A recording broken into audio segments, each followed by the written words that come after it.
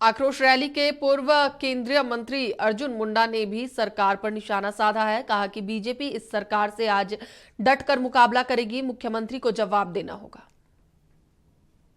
सरकार खास करके किसी भी राज्य के लिए युवाओं का और युवा ही सबसे महत्वपूर्ण भूमिका निभाते हैं। इस राज्य में युवाओं का कोई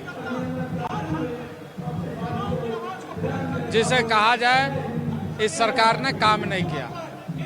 रोजगार के मामले में यह सरकार फिसड्डी है, उद्योग के मामले में यह सरकार फिसड्डी है, विकास के मामले में यह सरकार फिसड्डी है। यह स्थिति जनता को हिसाब देना होगा, यही बताने के लिए हम आए हैं।